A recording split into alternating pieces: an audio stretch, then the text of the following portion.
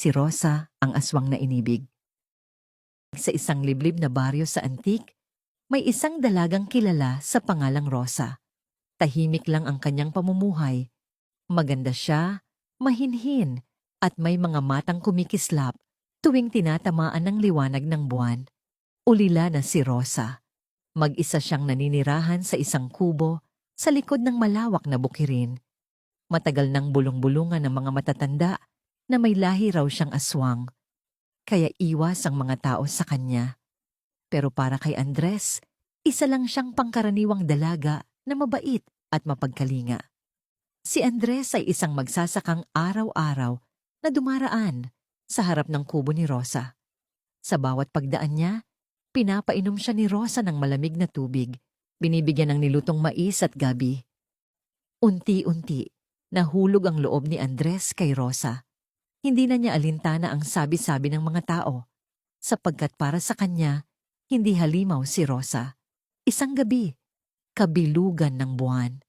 Naisipan ni Andres na ipagtapat ang matagal na niyang nararamdaman.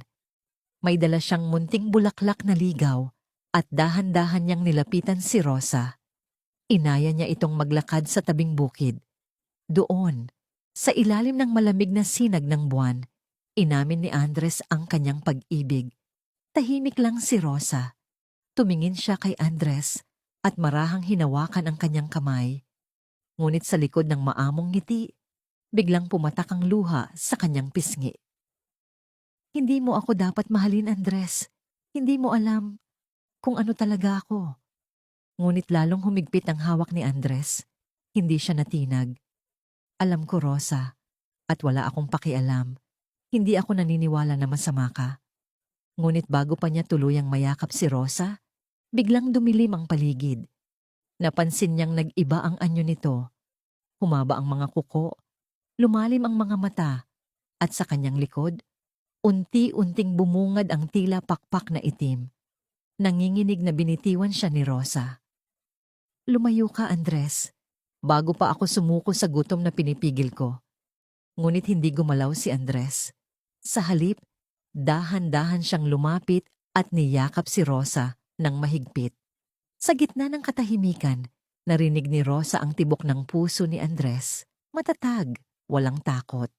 Unti-unti, bumalik ang anyo niya sa pagiging tao. Kasabay ng pag-agos ng luha, ang marahang paghinga na tila gumagaan. Simula noon, tuwing gabi ng kabilugan ng buwan, magkasama silang dalawa sa bukirin, nag-uusap, nagtatawanan, nagbabantay sa isa't isa. Wala nang pinaniniwala ang takot si Andres. At si Rosa, unti-unti niyang natutunan kung paano talunin ang uhaw at gutom dahil sa pag-ibig na walang kapantay na ibinuhos sa kanya. Hindi man sila lubos na naiintindihan ng buong baryo, pero para kay Andres, sapat na ang pagmamahal para ipagtanggol si Rosa. Kahit pa siya'y isang aswang